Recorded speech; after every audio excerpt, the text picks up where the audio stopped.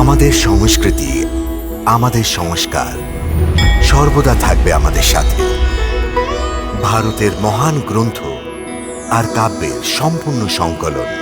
Subscribe করুন তিলক।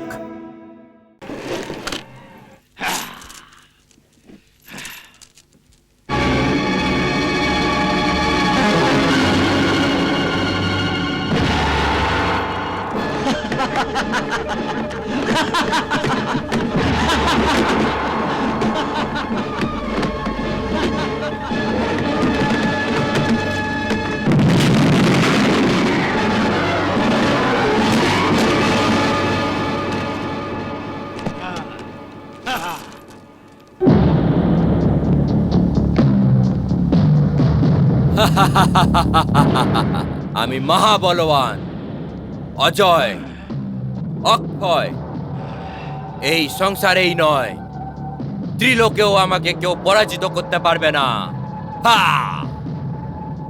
দেখছো তো দেবী, যখন কোনো বলবান বিজয় প্রাপ্ত করে তখন কি করে ও দম্ভী মাথা আকাশের সাথেও ভিড়ে যায়।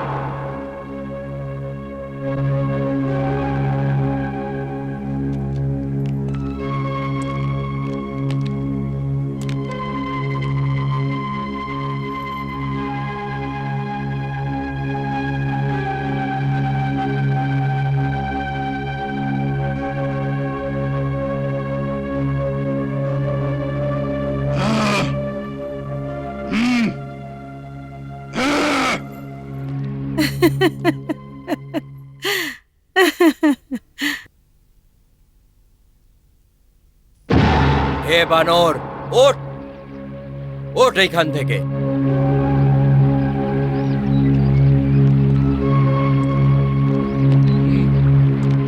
হে মানুষ, মনে হচ্ছে যে তুমি রাস্তা ভুলে গেছো।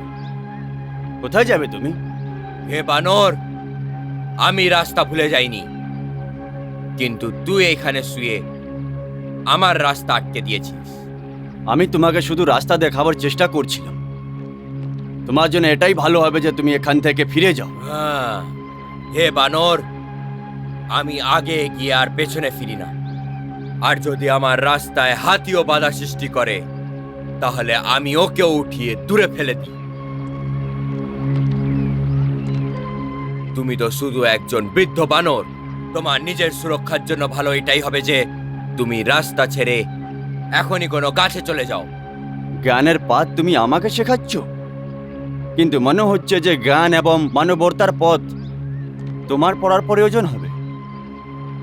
তুমি নিজের শক্তি অহংকারে ধর্ম, সভ্যতা, নম্রতা, শিষ্টাচার সব কিছুই ভুলে গেছো। এটাও তুমি জানো না যে নিজের থেকে বড়দের সাথে কি করে কথা বলতে হয়। আমি এখানে কোনো বানরের থেকে এই ধর্মের জ্ঞান নিতে আসিনি। আমার উদ্দেশ্য শুধু ওই দিব্য কমল, যার সুগন্ধ আমাকে নদী, পাহাড়, জঙ্গল পার করিয়ে এইখানে নিয়ে এসছে। আমি ওই কমলকে নিয়েই যাব। সেই জন্য তুমি আমার রাস্তা থেকে সরে যাও। তাহলে তুমি কমল পুষ্প নিতে এসেছো, কিন্তু এই কমল কোনো মানবের জন্য নয়।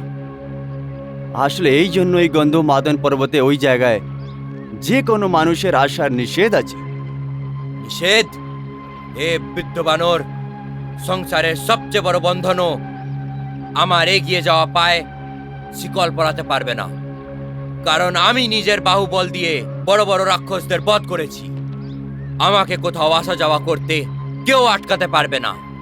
হে যুবক, আমি চাই না যে তুমি আগে এসে নিষেধাজ্ঞা ভেঙে ফেলো। হে বৃদ্ধ বানর, তুমি আমাকে আটকাবে? আরে ত্রিলোকে আমার মতন শ্রেষ্ঠ গদাধারী আর কেউ নেই।